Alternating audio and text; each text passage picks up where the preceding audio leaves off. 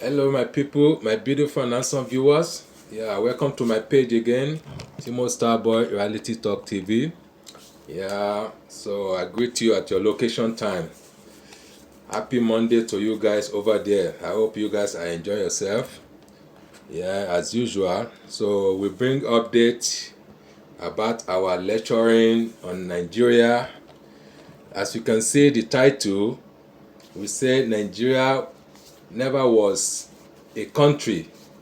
It is just for the plantation for a crook master.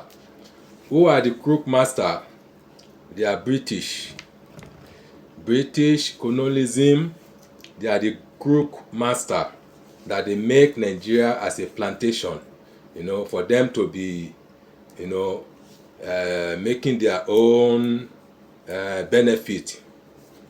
As you all know, they are just planting something there, and when the time of harvest, they will come and reap what they don't sow. So that is what we call plantation place. So anyway, I will play you a video, pertaining to this our subject of today. So I will go down to Channel TV. We have a gentleman and a gentle lady, Showore and Aishat Yusuf. So they would like to enlighten us on how Nigeria became a crook government. Crook government. We don't have any good government because it is only by them, for them alone, their own selfish interests. And this is remaining over a decade ago. So they never change it. They don't want to change it, and they still continue and maintaining this their crook way. So allow me to play the video. Don't let me take your time. Yeah. Please share. If your hand is is not busy, you can just press share. Press share, and you can like it. It's up to you. It's up to how you enjoy the program. So I cannot force you guys, but if you like it, it will be good for me and for you. It will be our benefit also, because these people, they don't want to leave us alone, and we will not leave them alone. In Yoruba way, I want to make a little proverb. Wọ́n ní ẹfun òun ló máa ń ba ayé oṣù jẹ́, oṣù náà dẹ̀ ló máa ń ba ayé ẹfun jẹ́, bẹ̀tẹ̀ àwọn méjèèjì èédú ló máa ń ba ayé wọn jẹ́. Àwa la máa ba ayé gbogbo wọn jẹ́ kán tó ba ayé àwa jẹ́. Kán tó ba ayé àwa jẹ́ àtàwọn ọmọ wa, àwa la máa kọ́kọ́ ba ayé wọn jẹ́, àtàwọn tó ń gbè wọ́n lẹ́yìn, àtàwọn blogger wèrè tán pera wọn ní blogger aṣíwájú, gbogbo wọn tán ń tì wọ́n lẹ́yìn, gbogbo wa tí a mọ̀ nǹkan kan nípa ẹ̀, àwa la máa ba ayé wọn jẹ́. Àṣẹ Ọlọ́run ti gùn, ògo ni fọ́lọ́run, Ọlọ́run dẹ̀ ti fọwọ́ sí. Àmín. So let me play you the video and let's enjoy the show. Please sit back and relax. Enjoy with me. First question as we open this conversation is, what do you think about the current trajectory of the country? As it is today, do you think that we are going in the right direction? Let's start with Aisha. I don't even know where to start from that question, because there's no country anymore. As we are today, Nigeria is gone. What we have is a carcass, and life is short and brutish, and everyone, we're all on edge. We are the victimhood that a lot of people refuse to see coming to us. We are all there. And unfortunately, we do not have a president. We have someone who rigged his way into office, an illegitimate president, and who doesn't care. And of course, anyone who is ready to do anything, snatch it, run with it, and all of that to get into office, they don't care about the people. They don't care. There's no empathy. And that's what we're seeing today. And Nigeria has gotten into a place where you're not even sure that you're going to see the next day, because you might be a victim, might be taken away even from inside your own house, and that's where Nigeria is right now. Okay, so as an opening statement, yeah, sure. Let me leave it. You asked about trajectory and if we are going in the right direction. I say we are not going in any direction. That's the biggest problem. You can only tell about direction if there is, from a geographical point of view, there's any kind of movement. Here you see a lot of motion, there is no movement. And if there's any movement at all, it's a movement that is going backwards. And Nigerians or Nigeria is paying heavily for both their decisions and their indecisions. Their decisions in deciding, for those who decided in this trajectory, and the indecision of those who did nothing. And that's why you cannot say, and I agree with Aisha, that you have a country today. We've never had a nation. I've argued this all the time, that Nigeria was never a nation. It was a transaction from the beginning. And that next step is what we haven't been able to make, because we never also have had the kind of leaders that are visionary, that are capable of driving you in the right direction since I have been a Nigerian, which is 1971. Well, okay, I mean, so it's a very nice way to get into it. Now, let's get deeper into the issues, So, Aisha, there is the notion, that of the rule of law, okay? Now, even though we can always point to challenges, because you did say that the president is illegitimate. Now, after the Supreme Court has ruled, of course, you still don't accept that in the circumstances you have a sitting president in the eye of the law, even with whatever problems we have with that? I think to answer your question, you saw the last ruling that happened of the governors and the Supreme Court, and how everybody was praising Mr. Tinubu for the fact that he didn't interfere and they were able to retain that tells you everything. And as I'm sitting down here today, I'm quite sort of like taken aback that the Supreme Court didn't see how that made them to look. Because right now what we know, and that's the secret, or the open secret, that the courts are no longer the last resort of the common man. They are now like the plaything of corrupt politicians. And these corrupt politicians, they don't care, and they're saying it, they say it openly. We've seen all of that. We saw the Senator Bukatua, what he said. And so it's not about me accepting it or not accepting it. It's it's on ground. Rule of law is sacrosanct, and it's supposed to be on everybody. Right now, we've seen the different kind of decisions that have been made by the courts. So the way it goes, the court itself, there's no independence. We have judiciary capture, we have media capture, everything there seems to be, even the legislative capture, it's under sort of like one party, one person doing whatever they want to do with it. And at the end of the day, every Nigerian is suffering. There's something many people say. They say Nigerians don't react. That no matter how much you push Nigeria to the walls, they don't react. They say Nigerians are reacting. The people who are killing, they are reacting. That's their own form of protest. Their own is an illegal form of protest, because the legal form of protest, they've clamped down on it. They've stopped people from doing that. And every one of us is suffering, because there are some people who no longer see any hope.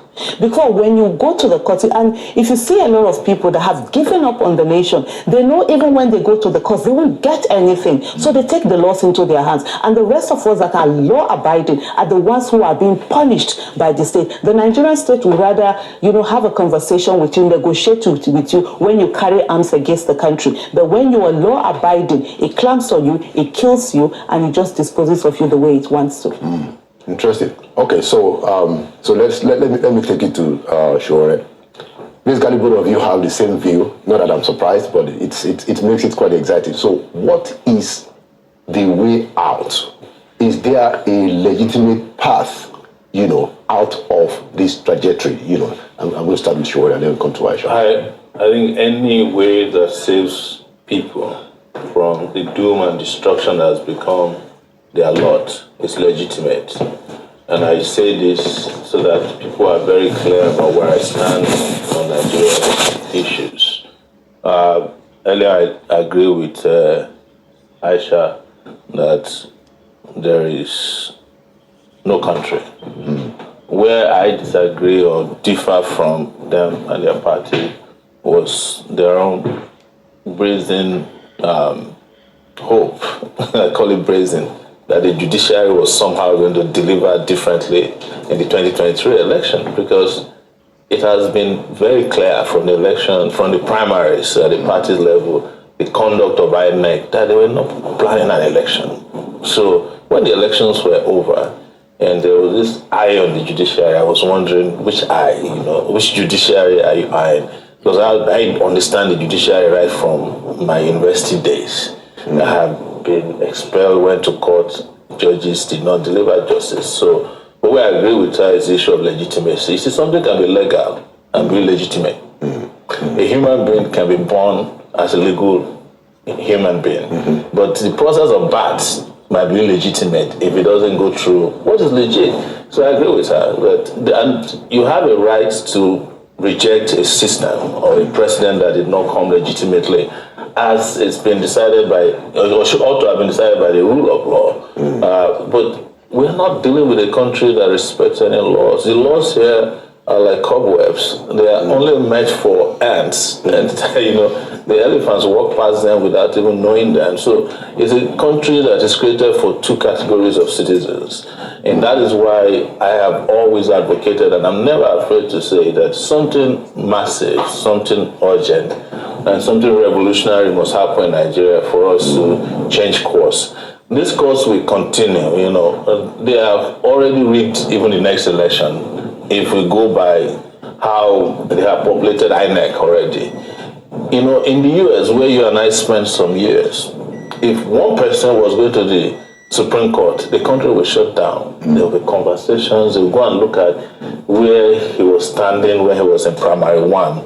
If he was backing the flag or he was in front of it, if he plucked somebody's coconut, if he took somebody's eraser. Here in this country, there were over 11 Supreme Court judges that were just smuggled into the Supreme Court. And nobody talked about it. In fact, the media did not talk about it. The public are not aware. Nobody knows who these new judges are. Nobody did any background checks. So, in 4 years, they're going to have election. The person who anointed those Supreme Court judges, 11 of them, as we speak, controls what you would call justice. And this is not going to change except the citizens said, no, enough is enough. We are not taking this any longer. And that is why I advocate for a revolution. Not a violent one, because I don't believe in violence. But it is up to those who are hurting everywhere to decide how they want to fight this. Everywhere, every goddamn way. So as I bring it back to Aisha, you supported the Labour Party presidential candidate, which suggests to me that you probably have the belief that we can change it through getting some people in government. Is that your own approach to try to fix the trajectory that you think is not right? Yeah, so for me, absolutely. Political activism is very important. Staying out of politics and saying that, by the way, I'm not a member of the Labour Party. I say a lot of people make that assumption. I'm a supporter because I believe in candidacy more than I do of party. If you have people that can do the work.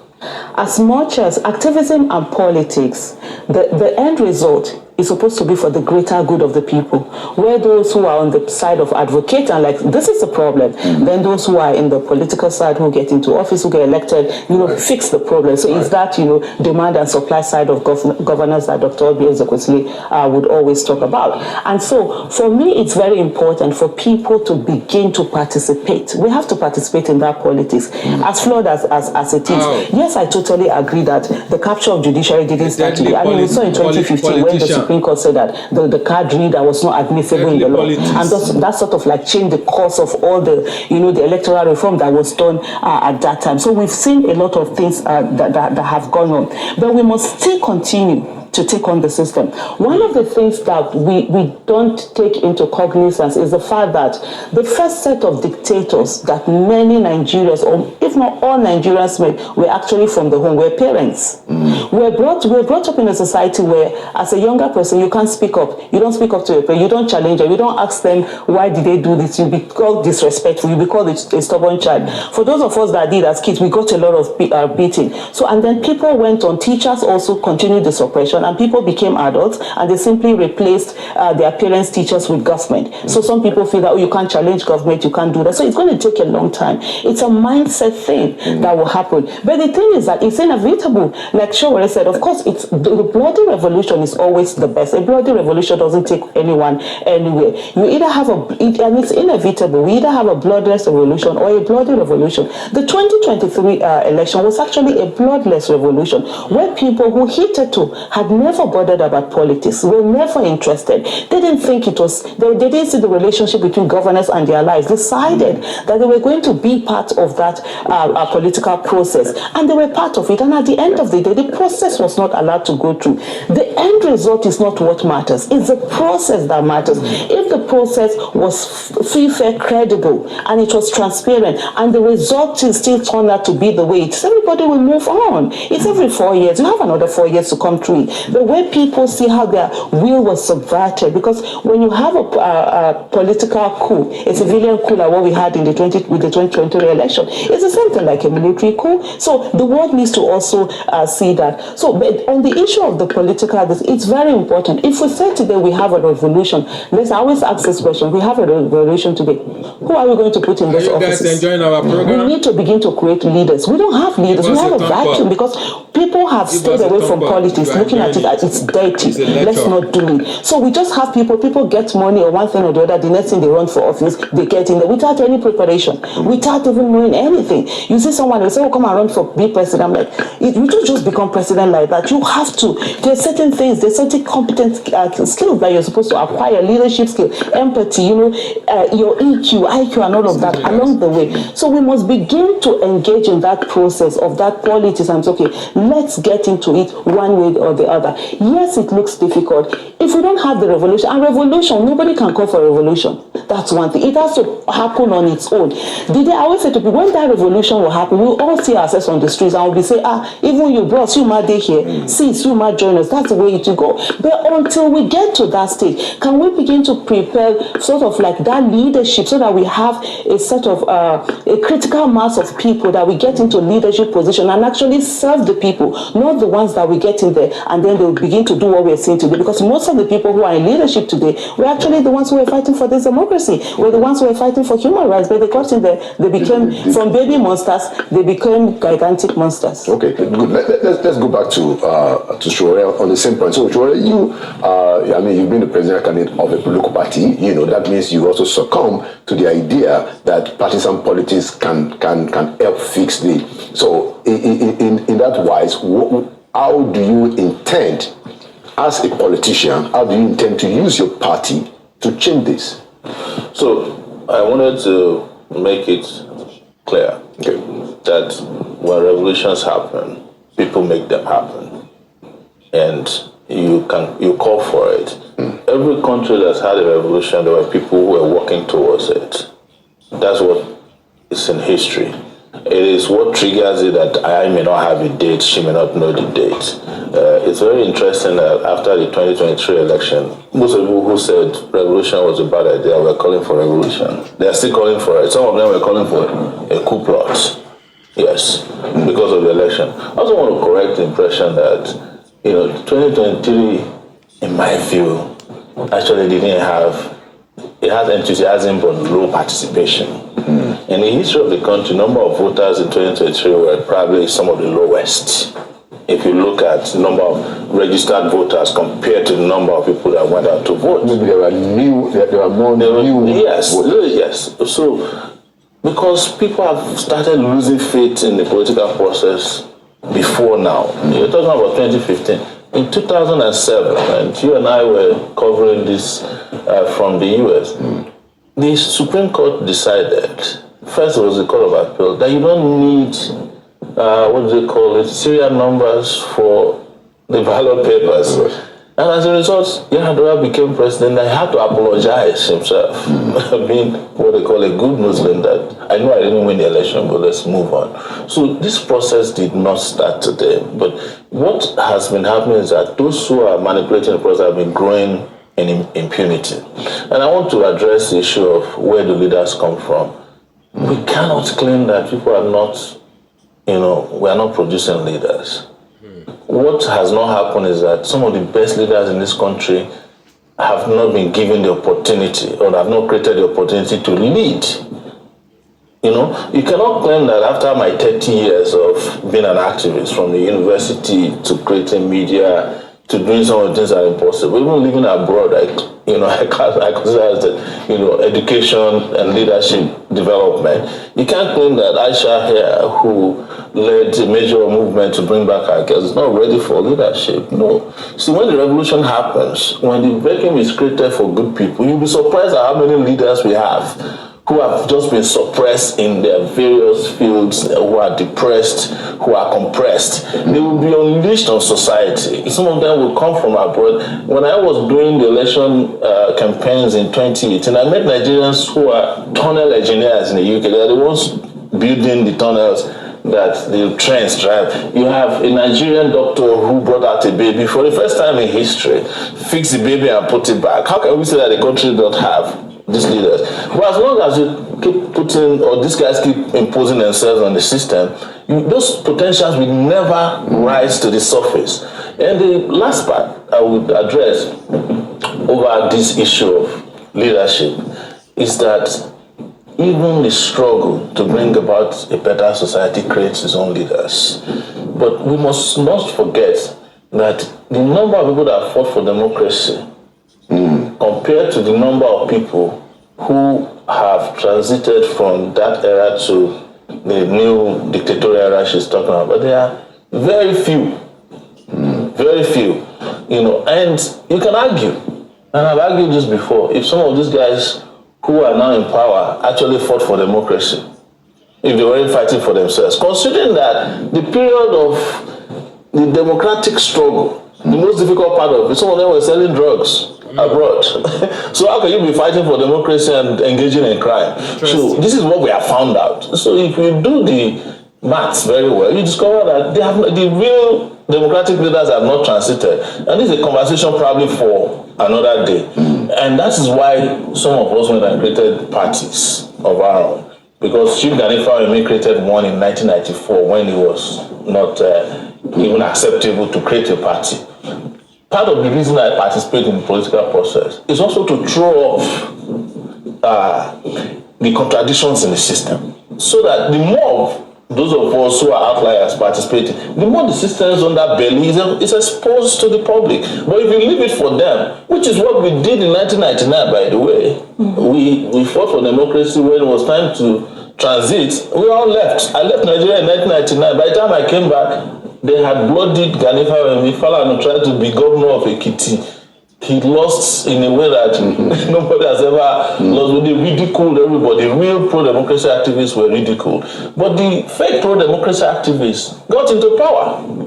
Yes, from 1999. So we should not consider those ones as the real face of the pro-democracy movement, because most of them weren't fighting for democracy. Anyway, it's, let me just figure off from what he's talked about in the 1999, which is, I totally agree with him. The people who really fought for democracy didn't participate in it, and that comes to the question where you're talking about political process. There are a lot of people who just feel that people shouldn't participate in the political process, and that's wrong, because what happened in 1999 was that those who actually fought for it thought maybe the military were not going to go away or something. They left, and criminals entered, and by the time those criminals, a good number of them, whether fake, they were criminals, because nature abhors vacuum. And then they got in. By the time the people who were actually pro-democracy came back, they couldn't get them out of it. So that's one. The other thing I just want to quickly talk about is on the issue of the register. When we look at the percentage, the 2023 election, we had very small percentage. But we could see there were quite a number of people that came out. One of the things for me, and I think, and I might be wrong, and I want to be proven whether right or wrong, is the fact that with the 2023 election, incidence form was not allowed. So people, there had to be that accreditation. If you're not taking it, then you can't vote. Right. Unlike what we had before, where this is, even with the card reader, incidence form, politicians will have a way to just bring up these numbers. Another thing also we have to look at is that register itself.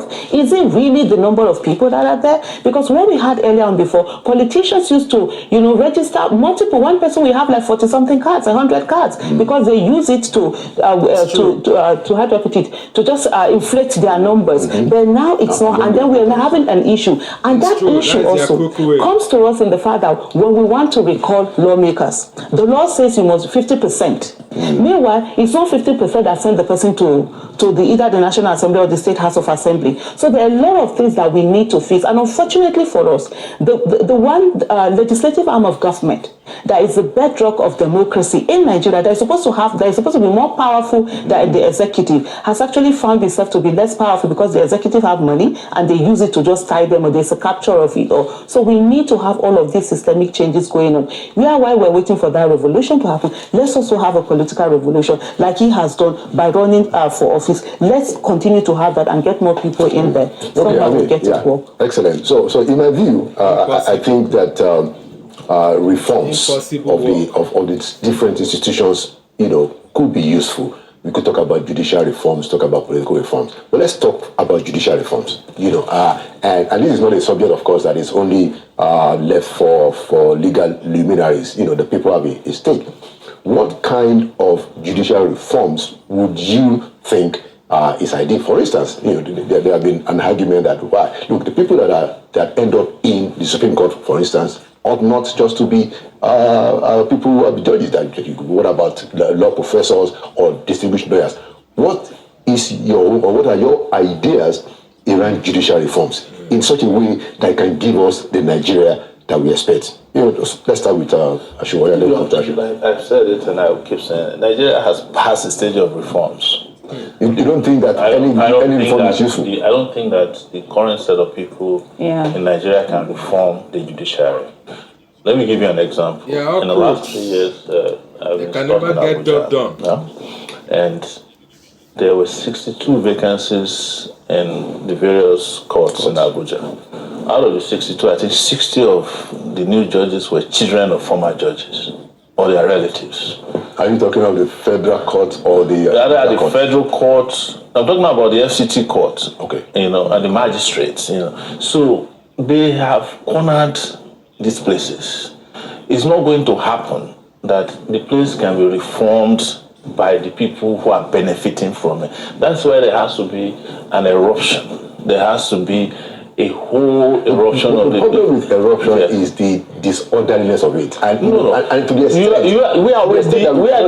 we are already in a state of disorder. This is chaos. This is anarchy. Anarchy is defined as a state of lawlessness. Yes. If you are delivering judicial pronouncements in which you give a public pronouncement, and by the time the people who are victims of your pronouncement came to collect the CTC, they discovered there's a difference between what you pronounce, as they did in Kano, and what is in the CTC. That is anarchy. We are already there. No, but I'm saying are you saying that those things cannot be fixed? Who's going to fix it? The people coming out, organizing themselves, making demands for specific reforms. You can't make demands to people who are deaf.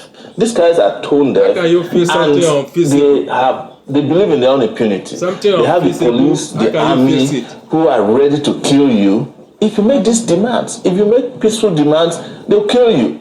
Like she said, the only people who can make serious demands on the Nigerian government are people who are armed to the teeth themselves, who are involved in the same level of impunity and violence as the Nigerian state. Those are the only people they listen to. And those people don't make this kind of demands. They don't go to the judiciary. If they kidnap someone, they are asking for ransom. It's not a judge that's going to deliver the ransom. If they have enough ransom and you put them in front of a judge, the judge will let them go because the judge will collect part of the ransom. I will tell you something that's happening now. All the people they said they found with money in the last regime, they are pleading with them to drop some of it. The reason is that they say if we take them to the judges will collect the money. We won't get a dime. That's what I heard is happening with the regime. So if I was gotten to that level where thieves are so powerful that even prosecutors are afraid to take them before judges, the country is already in a state of anarchy. So the disorderliness you are talking about is here with you.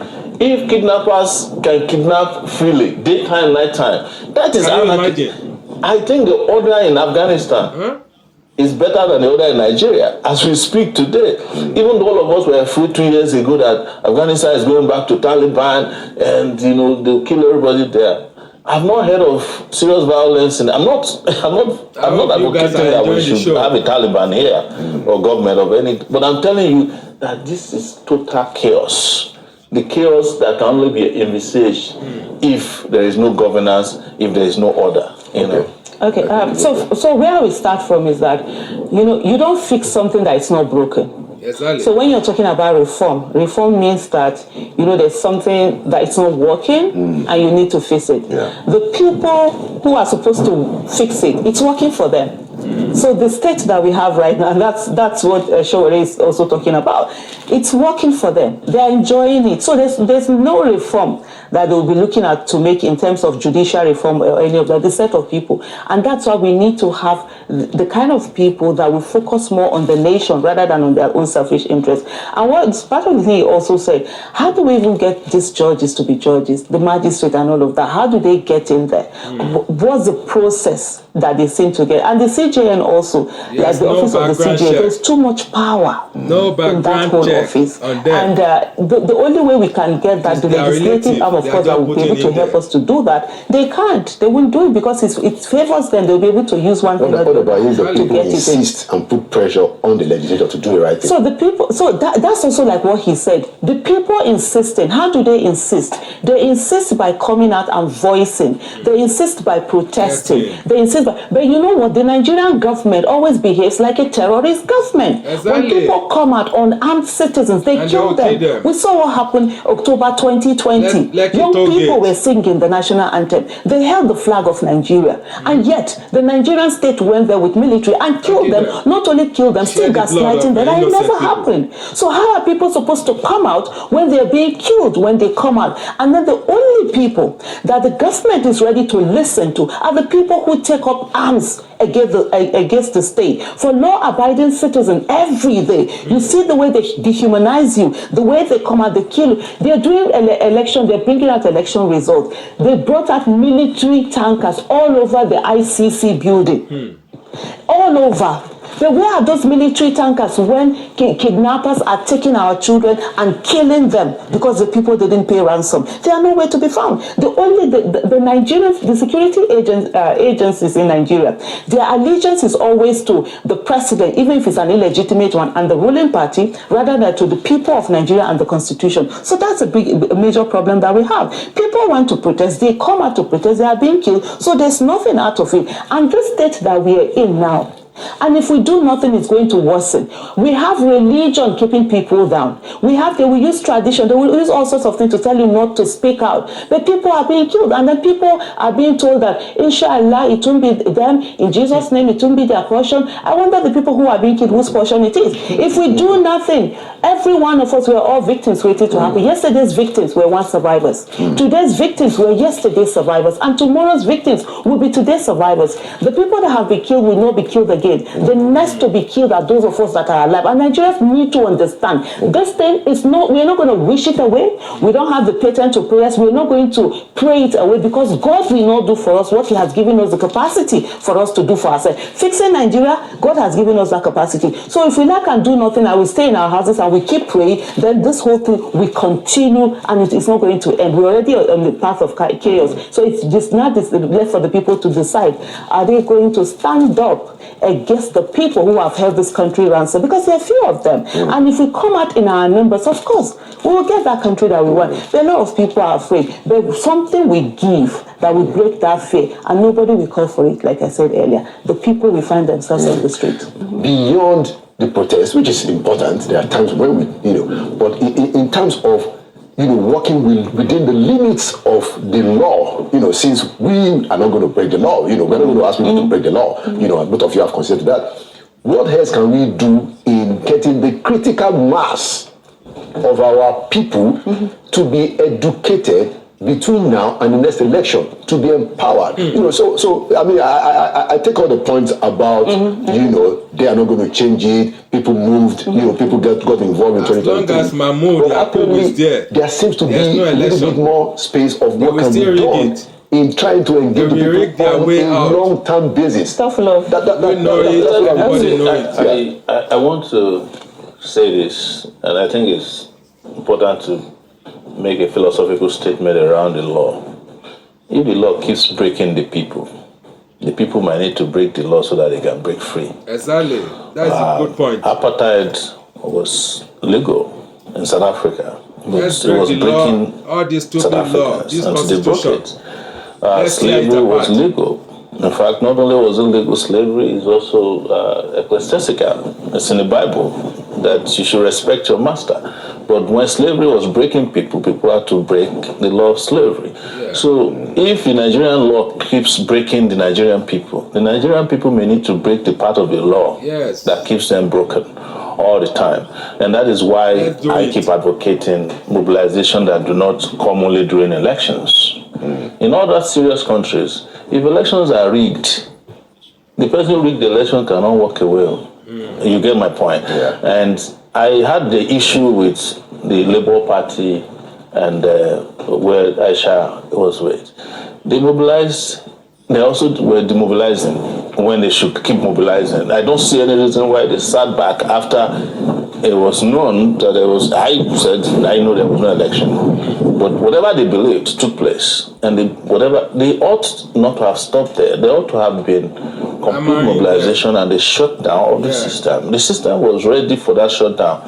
But then they said, hey, don't fight. They're not going to get power on a platter of gold. Don't let anybody deceive you that somehow, because those who are in power. The president said that himself, that power will never those who are in power will keep giving you homework assignments and homework to do. Go and mobilize. We're talking about political parties. Very soon, they will come and register political parties so that they can register political parties that will do their bidding. Or the political parties they cannot register, they will go in there and scatter the party. Because what they want is a one-party state. It's a dictatorial one-party state. Do you think a one-party state can survive in Nigeria? I don't think so. Well, all the parties that are in Nigeria that are in power, that have been in power, they are all one. It's just different uniforms. Different addresses. Yes, different national headquarters. Because Nigeria is the only country in the world where you can sleep as a PDP member and wake up as APC. Let's talk about the party is one. Anyway, I will try to stop here, my fans, my fellow people. So, as you hear, you need a lot of work to do on your own. How to break through. You have to break the law. This is their stupid law. This is their stupid constitution of what they wrote for themselves to be eating from it, to be stealing money and not judging them or persecuting them. So you have a lot to do on your own. So we have to rise up on our feet and challenge them, to just break the whole chain that they wrap on our neck. So anyway, so I will drop it here, so when I see another update, surely I will bring it to you. Thank you for watching. Have a lovely day. Bye.